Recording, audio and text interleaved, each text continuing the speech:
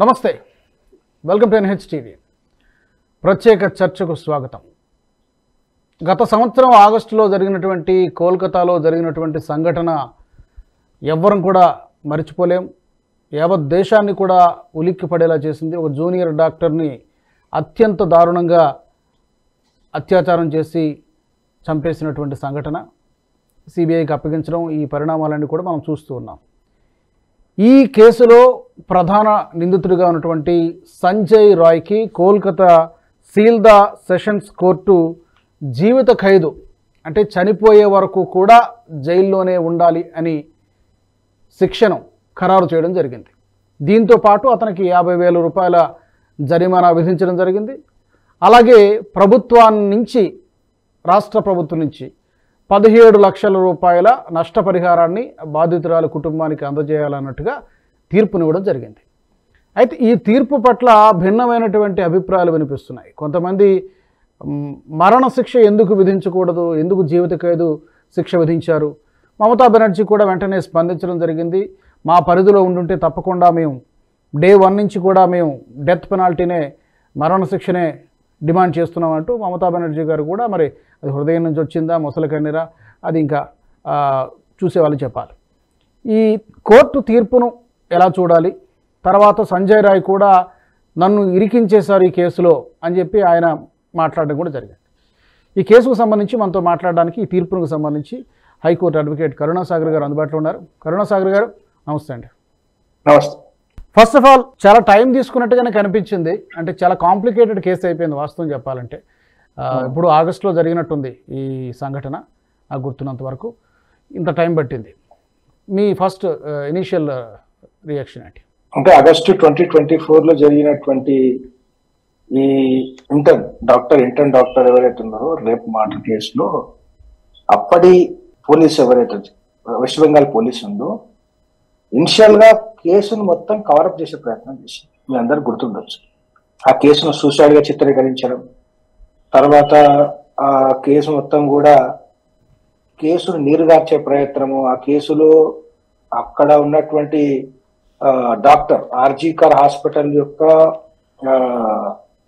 Superintendent లేకుంటే farmer principal Sandeep Ghosh అనే వ్యక్తి మొత్తం ఇన్సిడెంట్ కవరప్ చేయడానికి ప్రయత్నం చేయడం, ఆ సంఘటనా స్థలాన్ని మొత్తం క్లీన్ చేసే ప్రయత్నం చేయడం, ఇవన్నీ కూడా చాలా చేయడం, తర్వాత అక్కడ విధులు నిర్వహిస్తున్నటువంటి డాక్టర్ల మీద దాడులు చేయడం, తృణమూల్ కాంగ్రెస్ యొక్క గుండాలు దానికోసం హైకోర్టులో పోయి సపరేట్ పిటిషన్స్ చేసి వాదించి అక్కడ కమిషనర్ ఆఫ్ పోలీస్ మీద తీవ్ర ఆరోపణలు లేపించిన తర్వాత అప్పుడు హైకోర్టు కలకత్తా సిబిఐ ఎంక్వైరీ ఇచ్చే, సిబిఐ అక్కడ ఇన్వెస్టిగేషన్ చేయడానికి వెళ్ళినప్పుడు కూడా పోలీస్ వాళ్ళు సరైన సహకారం అందించక, లోకల్ నుంచి ఎటువంటి సపోర్ట్ లేకపోతే హైకోర్టు వారి ఆదేశంతో సెంట్రల్ ఫోర్సెస్ ని డిప్లాయ్ చేసుకొని ఆర్జీకర్ హాస్పిటల్ సెంట్రల్ ఫోర్సెస్ తో కాటన్ చేసి ఇన్వెస్టిగేషన్ చేస్తుంటే సెంట్రల్ ఫోర్సెస్ కి ఉండడానికి కూడా వాళ్ళు అసలు వసతి కల్పించని పరిస్థితిని వెస్ట్ బెంగాల్ ప్రభుత్వం అప్పుడు కల్పించింది. దానిపైన పెద్ద ఎత్తున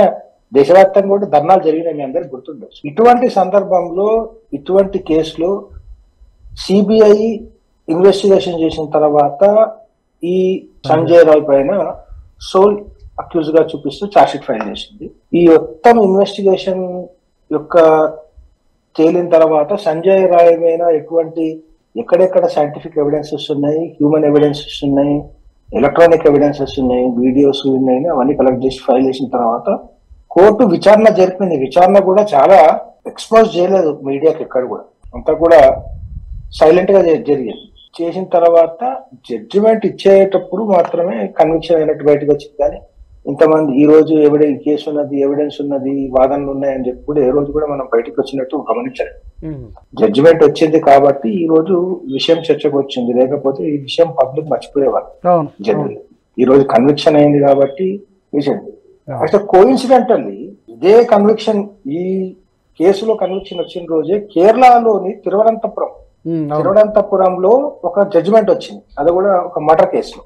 తిరువనంతపురంలో మర్డర్ కేసు ఏంటంటే గ్రీష్మ అనేటువంటి ఒక యువతి తన యొక్క బాయ్ ఫ్రెండ్ అనేటువంటి వ్యక్తిని కూల్ డ్రింక్ లో మొత్తం మంది కలిపి అతన్ని చంపివేసిందని చెప్పేసి ఆమె మీద నిరారోపణ రుజువయ్యి ఆమెకు డెత్ ఉరిశిక్ష మరణ శిక్షను విధించింది. ఒక యువతి ఒక యువకుని కూల్ డ్రింక్ లో మొత్తం మంది కలిపి చంపిందని చెప్పేసి ఆరోపణలతో ఆమెకు డెత్ పనిష్మెంట్ ఇచ్చింది. అదే సందర్భంలో అదే కోఇన్సిడెంటల్లీ అదే టైంలో వచ్చినటువంటి జడ్జిమెంట్లు ఒక యంగ్ డాక్టరు తన విధి నిర్వహణ నిర్వహిస్తూ అలసిపోయి అదే హాస్పిటల్లో సేద తీరుతున్న టైంలో ఈ సంజయ్ రాయ్ ఎవరు లోకల్ పోలీస్ స్టేషన్ యొక్క police volunteer, Kolkata police volunteer. ఆ ఆర్జికర్ హాస్పిటల్లో ఆయన విధులు నిర్వహిస్తుండు పోలీస్ వాలంటీర్గా. అక్కడ రాత్రిపూట ఎటువంటి లా అండ్ ఆర్డర్ ఇష్యూ కాకుండా ఎటువంటి అసాంఘిక కార్యక్రమాలు కాకుండా ఆయన వాలంటీర్ గా చేస్తున్నటువంటి వ్యక్తి మద్యం మత్తులో డ్యూటీకి వచ్చి అక్కడ పడుకున్నటువంటి ఆ విక్టిమ్ ని డాక్టర్ ని అతి భయంకరంగా రేప్ చేసి ఆమెను మర్డర్ చేసి ఆమె బాడీ పార్ట్స్ లో చాలా మటుకు ఫ్రాక్చర్స్ ఉన్నట్టు కూడా అప్పటి రిపోర్ట్స్ లో మనం చూసిన గుర్తున్నాం. రప్చర్ చేసేసి ఆమెను ఫేస్ రప్చర్ చేసేసి బాడీ పార్ట్స్ రప్చర్ చేసేసి ఆమెను సూసైడ్ చేసుకున్నట్టు సంఘటన జరిగిన స్థలం నుంచి వేరే ప్లేస్ తీసుకుపోయి అది సూసైడ్ చిత్రీకరించే ప్రయత్నం. పోలీస్ వాళ్ళు ఫస్ట్ సంఘటనా స్థలానికి వచ్చి అక్కడ ఉన్నటువంటి విషయాన్ని మొత్తం కవరప్ చేసి ఆ తర్వాత వాళ్ళ 4 గంటలకు తర్వాత లేట్ గా వాళ్ళ పేరెంట్స్ కి చెప్తే పేరెంట్స్ వచ్చిన తర్వాత 3-4 అవర్స్ పాటు హాస్పిటల్లోనికి వాళ్ళకి రానియకుండా ఆపి ఫస్ట్ సూసైడ్ అని చెప్పి ఆ తర్వాత అక్కడ ఉన్నటువంటి మార్క్స్ అంటే శరీరంలో ఉన్నటువంటి గాయాలు ఆమె ఉన్న పరిస్థితిని చూసి ఇది సూసైడ్ లాగా లేదు, ఇది సెక్షువల్ అఫెన్స్ జరిగింది, ఆమె సెక్షువల్ అఫెన్స్ జరిగిన తర్వాత మర్డర్ లాగా ఉన్నది అని చెప్తే అప్పుడు అన్యాచురల్ డెత్ లేదని రికార్డ్ చేశారు ఫస్ట్ పోలీస్ వాళ్ళు. అక్కడ అటువంటి కేసులు ఈ సిబిఐ ఇన్వెస్టిగేషన్ కోసం కోర్టులో కేసు వేసి వాదన జరిగిన తర్వాత వచ్చినటువంటి ఛార్జ్ షీట్ లో జరిగిన విచారణలో ఇప్పుడు కన్విక్షన్. ఆశ్చర్యకరంగా ఏంటంటే ఇంత క్రూరంగా రేప్ చేసి రేపుకే 10 years which may 10 years are death penalty ఉన్నది. డెత్ పెనాల్టీ ఎక్కడ లేదు. ఇప్పుడు బిఎన్ఎస్ కింద జరిగింది, ఇది ఐపీసీ సెక్షన్ కింద జాలేదు. ఎందుకంటే జూలై 1 తర్వాత జరిగిన అఫెన్స్ కాబట్టి ఇది బిఎన్ఎస్ కింద భారతీయ న్యాయ సంహిత కింద జరిగినటువంటి విచారణ. డెత్ పెనాల్టీ ఉంది, మర్డర్ ఉంది, దీంట్లో మర్డర్ కి డెత్ పెనాల్టీ ఉంది. ఈ 2 డెత్ పెనాల్టీ ఉన్నప్పటికీ ఇక్కడ కేవలం యావజ్జీవ కారాగార శిక్ష విధించడం అనేది ఇది కొంచెం అంటే నాట్ సాటిస్ఫాక్టరీ. అదొక విషయం అయితే నేను చెప్పాను. ఎందుకంటే ఏదో చిన్న కేసు ఎక్కడో స్టే కేసు అక్కడ ఏదో సెక్షువల్ అఫెన్స్ జరిగింది అట్లా జరిగినట్టు కాదు. దేశవ్యాప్తంగా సంచలనం సృష్టించిన కేసు.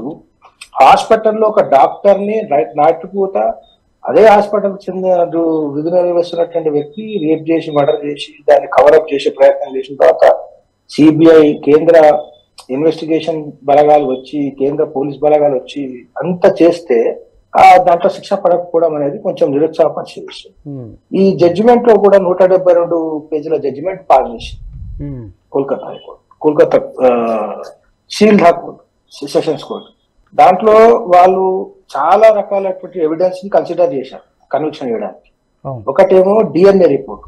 ఈయన డిఎన్ఏ అంటే అది వెంట్రుక కానివ్వండి, రక్తం కానివ్వండి, చర్మం కానివ్వండి, లేకుంటే సీమెన్ కానివ్వండి. ఈ సీమెన్ ఇవన్నీ కూడా ఆమె బాడీ పార్ట్స్ పైన, చనిపోయిన వ్యక్తి బాడీ పార్ట్స్ పైన అవి ట్రేస్ అయినాయి. అవి సంజయ్ రాయ్ డిఎన్ఏ కు మ్యాచ్ అవ్వడం. రెండోది సీసీటీవీ కెమెరా ఫుటేజ్ ప్రకారము సంజయ్ రాయ్ ఆ సంఘటన జరిగిన రోజు రాత్రి ఆ హాస్పిటల్ సెమినార్ హాల్లో నుంచి ఆయన బయటకు వచ్చినట్టు కనిపించడం. మూడవది అక్కడ లోకల్ ఉన్నటువంటి విట్నెసెస్ ఎవరైతే హాస్పిటల్లో విధులు నిర్వహిస్తున్నారో వాళ్ళందరూ ఇచ్చిన స్టేట్మెంట్ ప్రకారం సంజయ్ రాయ్ ఆ రోజు డ్యూటీకి వచ్చినట్టు, అది కూడా మద్యం మత్తులో వచ్చినట్టు. సంజయ్ రాయ్ యొక్క సెల్ ఫోన్ టవర్ లొకేషన్ ప్రకారం చూస్తే సంజయ్ రాయ్ ఆ రోజు రాత్రి ఆ సంఘటన జరిగే సమయంలో ఆర్జికర్ హాస్పిటల్ పరిసరాల్లో ఉన్నట్టుగా కనిపించడం. ఇదంతా కూడా ఆయనకు కన్విక్షన్ ఇవ్వడానికి కారణమే. కన్విక్షన్ ఇస్తూనే సీల్దా కోర్టు, సెషన్స్ కోర్టు పోలీసుల పైన హాస్పిటల్ అథారిటీస్ చేసినటువంటి ల్యాప్సెస్ పైన తీవ్రంగా విరుచుకుపడ్డారు. ఎంత ఘోరం అని అంటే తాలా పోలీస్ స్టేషన్ అని చెప్పి జ్యుడిషియల్ పోలీస్ స్టేషన్ ఉంది, RG Kar hospital judicial police station. దాంట్లో 2 సబ్ ఇన్స్పెక్టర్స్ ఎంత ఘోరంగా ఎంత ఇల్లీగల్ గా ఆ ఇన్వెస్టిగేషన్ ప్రాసెస్ చేశారంటే ఆ యొక్క చనిపోయినటువంటి వ్యక్తి డాక్టర్ ఎవరైతే ఉన్నారో ఆమె అన్యాచురల్ డెత్ అయింది, అంటే సూసైడ్ చేసుకున్నది అని చెప్పేసి కేసు క్లోజ్ చేసే ప్రయత్నం చేశారు. ఎప్పుడు చనిపోయినటువంటి డాక్టర్ యొక్క తండ్రి వచ్చి కంప్లైంట్ ఇచ్చినప్పటికీ, రేప్ జరిగింది, మర్డర్ జరిగింది అని చెప్పినప్పటికీ, అదే కాకుండా మొత్తం ఇన్సిడెంట్ మొత్తాన్ని కూడా కట్టెన్ వేసి దాన్ని మొత్తం కవర్ అప్ చేసే ప్రయత్నం కూడా పోలీస్ వాళ్ళు చేశారు. పోలీస్ వాళ్ళు చేసిన ఈ ప్రయత్నంతో ఆ తండ్రి, డాక్టర్ యొక్క తండ్రి ప్రతి ఒక్క పబ్లిక్ అథారిటీ ఆఫీస్ ని తటాల్సి వచ్చింది న్యాయం కోసం.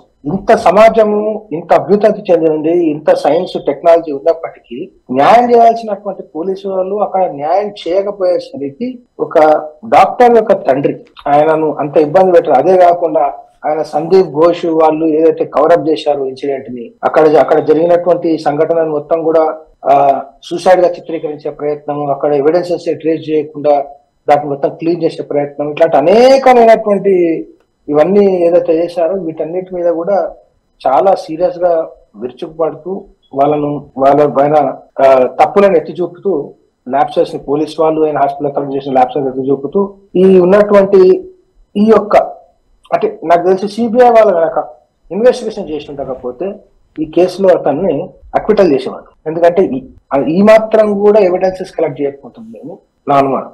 ఎందుకంటే అంత ప్రయత్నం జరిగిన తర్వాతనే ఈ మాత్రం ఎవిడెన్స్ వస్తుంది. ఒకవేళ పోలీస్ వాళ్ళే చిత్తశుద్ధి చోటు చేసి ఉంటే నాకు తెలిసి ఈయన ఒక్కడే కాదు, ఈయనతో పాటు ఎంతమంది ఉన్నారో వాళ్ళందరినీ కూడా అందులో అక్యూజ్ గా పెట్టి అందరికి శిక్ష పడేవాడేమో, ఈయనకైతే డెత్ పెనాల్టీ పడేదేమో. ఓకే, మిగతా వాళ్ళ పరిస్థితి ఏంటి? వాళ్ళకి ఎలాంటి, అంటే ప్రిన్సిపల్ కావచ్చు లేకపోతే ఎవరెవరైతే ఇందులో ఎఫ్ఐఆర్లో పేర్లు ఉన్నాయో వాళ్ళ పరిస్థితి ఏంటి? వాళ్ళకి ఏమైనా వాళ్ళ మీద ఛార్జ్ షీట్ అయితే సిబిఐ ఫైల్ చేసినట్టు కనిపించలేదు. ఎందుకంటే కేవలం సిబిఐ ఫైల్ చేసిన ఛార్జ్ షీట్ లో కేవలం సంజయ్ రావు పేరు ఒక్కటే ఉంటుంది.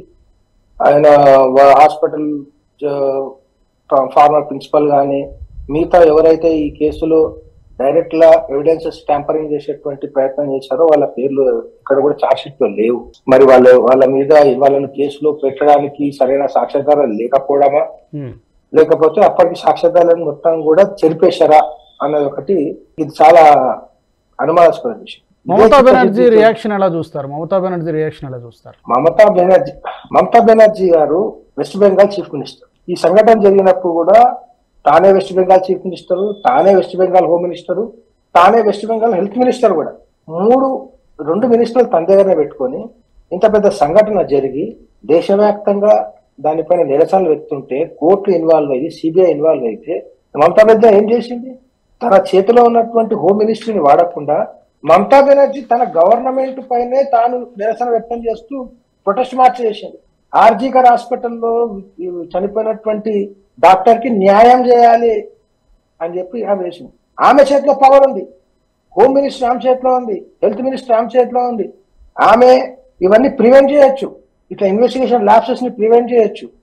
హాస్పిటల్లో జరుగుతున్నటువంటి ఈ అక్రమంగా ఇల్లీగల్ గా యాక్ట్ ఏదో జరిగిందో అక్కడ మొత్తం క్రైమ్ సీన్ ని మొత్తం కూడా క్లీన్అప్ చేసేసి మొత్తం దాన్ని ఇన్సిడెంట్ ని మొత్తం కవరప్ చేసే ప్రయత్నాన్ని మొత్తం ఆపే పవర్ ఆమె చేతిలో ఉండి కూడా దాన్ని వాడకుండా, తన గవర్నమెంట్ లో ఉన్న పవర్ ని వాడకుండా దాన్ని ప్రొటెక్ట్ చేసినటువంటి వ్యక్తి నుంచి ఏం ఎక్స్పెక్ట్ చేస్తామండి?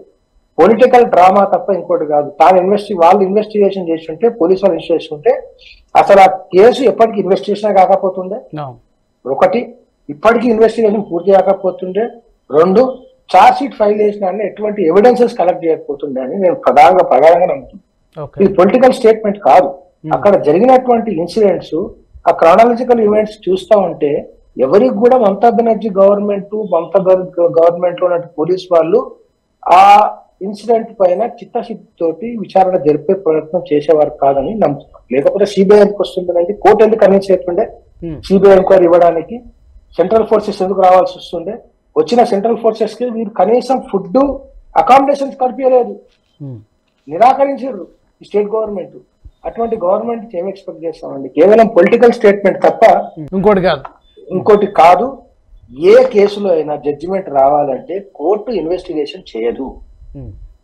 ఏ కేసులో అయినా జడ్జిమెంట్ రావాలంటే శిక్ష, సరైన అక్యూజ్ ని పట్టుకొని సరైన శిక్ష పడాలి అంటే మొత్తం కూడా ఇన్వెస్టిగేషన్, పోలీస్ వాళ్ళు కానీ ఇన్వెస్టిగేషన్ ఏజెన్సీ ఏదుందో వాళ్ళు సరైన వాటర్ ప్రూఫ్ ఇన్వెస్టిగేషన్ చేసి ఎవిడెన్సెస్ కోర్టు ముందు పెడితేనే కోర్టు దాన్ని విచారించి శిక్షలు విధిస్తుంది.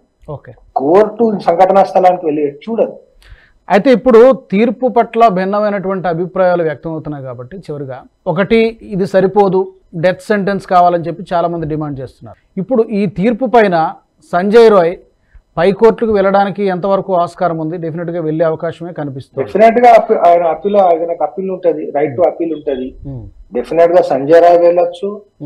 ఆ యొక్క డిసీజ్డ్ డాక్టర్ ఉంది కదా, చనిపోయిన వ్యక్తి, వాళ్ళ తల్లిదండ్రులు కూడా హైకోర్టుకి వెళ్ళొచ్చు. ఇది సఫిషియంట్ కాదు పనిష్మెంట్, ఇది దీంట్లో ఉన్న ఎవిడెన్సెస్, ఎంత గ్రావిటీ ఆఫ్ ద అఫెన్స్, అక్కడ జరిగినటువంటి ఇన్సిడెంట్, ఆ మ్యూటిలేషన్ ఆఫ్ ద బాడీని, ఆ రేప్ జరిగిన సందర్భాన్ని, ఆ విషయాన్ని మొత్తం forensic science report, DNA report, ఇవన్నీ పెట్టి కోర్టు ముందు, పోస్ట్ మార్టం రిపోర్ట్ అన్ని పెట్టి కోర్టు ముందు they can also go high court దగ్గర వెళ్ళి వాళ్ళు కూడా సో ఇంకా డెత్ సెంటెన్స్ చెప్పచ్చు. సో ఇంకా మరణ శిక్ష పడడానికి ఇంకా ఆస్కారం ఉంది. మీ తల్లిదండ్రులు వెళ్ళొచ్చు, తల్లిదండ్రులు హైకోర్టుకు వెళ్ళొచ్చు, హైకోర్టులో రాకపోతే సుప్రీంకోర్టు దాకా కూడా వెళ్ళొచ్చు. అతనికి అవకాశం ఉంది, సంజయ్ రావుకి అవకాశం ఉంది, అలాగే వాళ్ళ పేరెంట్స్ కూడా అవకాశం ఉంది. జడ్జి ఒక మాట మాట్లాడుతూ rarest of the rare incident ఏం కాదు అనేటువంటి మాటలు మాట్లాడడాన్ని యాజ్ అన్ అడ్వకేట్ మీరు ఎలా చూస్తారు? అది ఆయన ఒపీనియన్ అండి. ఆయన ముందున్నటువంటి ఇన్సిడెంట్స్, ఆయన ముందున్నటువంటి సాక్ష్యాధారాలను చూసి బట్టి తను చెప్పగలుగుతారని తనకు ఒక పర్సనల్ ఒపీనియన్ అనేది చెప్పుకుంటుంది.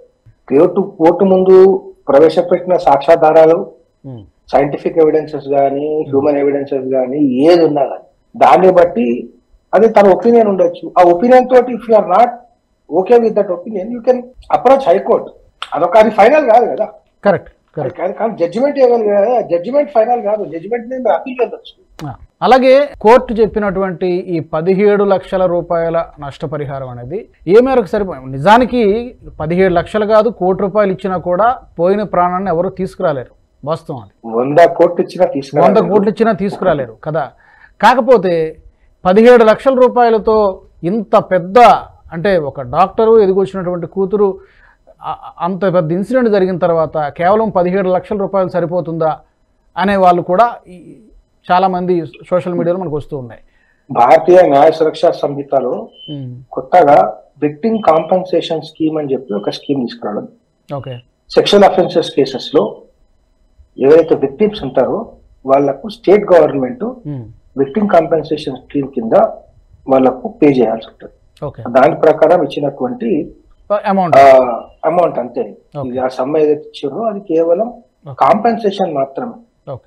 ప్రాణం అయితే తెచ్చేయలేము, మానం అయితే తెచ్చేయలేము.